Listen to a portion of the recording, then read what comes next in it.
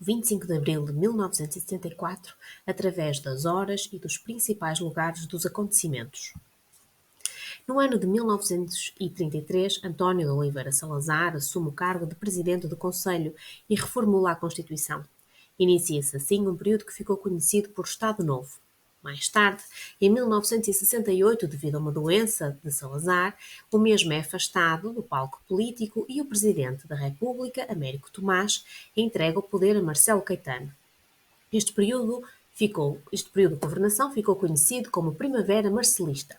Parecia um período mais leve e próspero, mas foram só aparências. A PIDE passou a designar-se Direção-Geral de Segurança. A União Nacional, partido único criado por Salazar nos anos 30, passou a designar-se a Ação Nacional Popular. A censura deu lugar ao exame prévio, a guerra colonial continuava, mas alguns opositores ao regime sentiram abertura para voltar a Portugal. A repressão não tinha terminado. Os políticos não podiam fazer campanha, mantiveram-se as fraudes eleitorais, a censura manteve a sua ação, a população continuava a fugir do país para procurar melhores condições de vida e muitos jovens fugiam do país para evitarem a guerra colonial.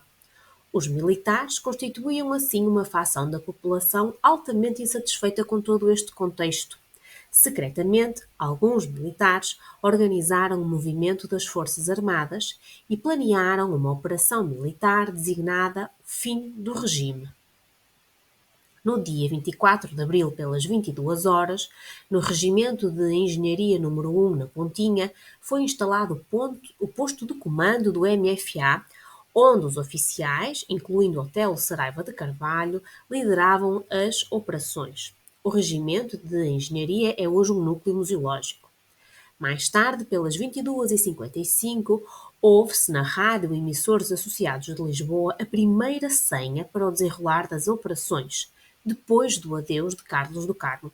Esta música não levantava suspeitas, dado que tinha sido a vencedora do Festival da Canção desse ano. A segunda senha tocou já no dia 25 de abril, pela 00h20, Grândola Vila Morena de Zeca Afonso, uma música proibida pela censura devido ao verso "O povo é quem mais ordena". Depois das senhas terem dado o mote para o início das operações, os militares começaram a ocupar locais estratégicos na cidade, meios de comunicação e de segurança e também lugares de governo.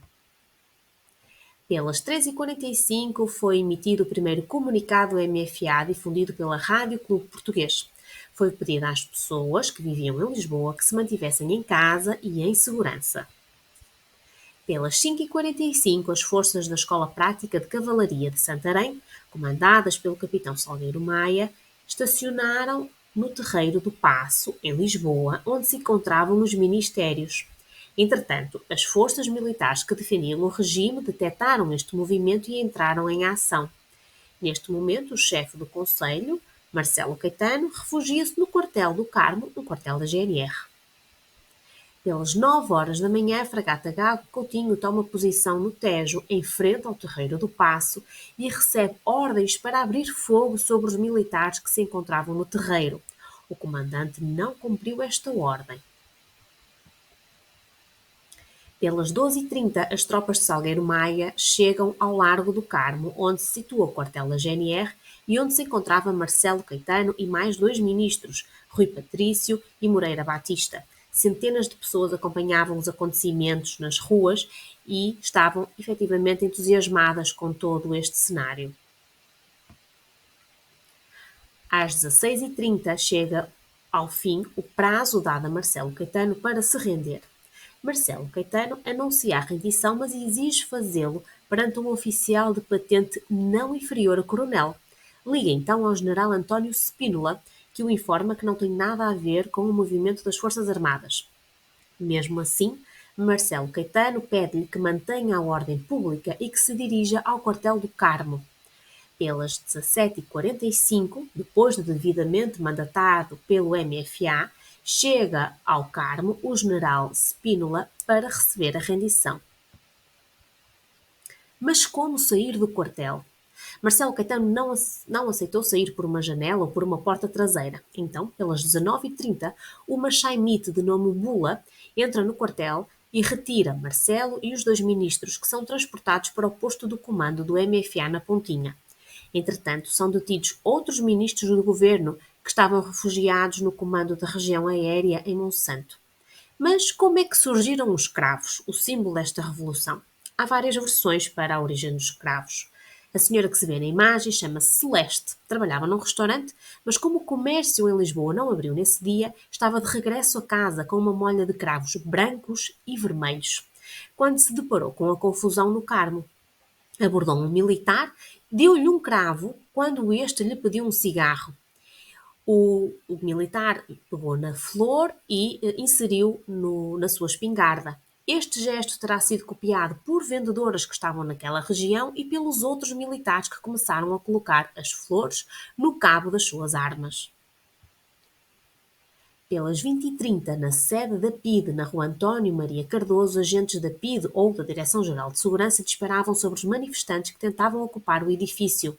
Ao longo do dia foram queimados imensos documentos do arquivo da PIDE. Destes confrontos, população e agentes da PIDE registaram-se 4 mortos e 45 feridos. O diretor da PIDE, Silva Paes, apenas se rendeu às 9h da manhã já do dia 26 de abril. Pelas 20h05 é lida a proclamação do movimento das Forças Armadas. Nesta narrativa é destacada a inoperância do governo face ao término da Guerra do Ultramar, face à pobreza do povo português e face ao pobre desenvolvimento do país.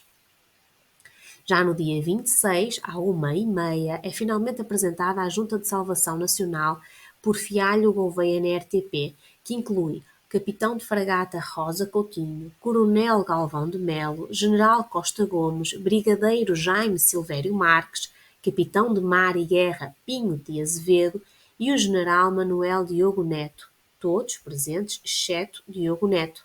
Spínola lidera e lê um comunicado ao país. Pelas 7h40, Marcelo Caetano, Américo Tomás e outros ministros partem da Portela com destino à Ilha da Madeira. Marcelo Caetano partiria do Funchal para o Brasil, onde veio a falecer. Vivemos em liberdade graças ao 25 de Abril. Nós somos liberdade, mas não podemos deixar de lutar por ela, pela sua manutenção e pela sua dignidade.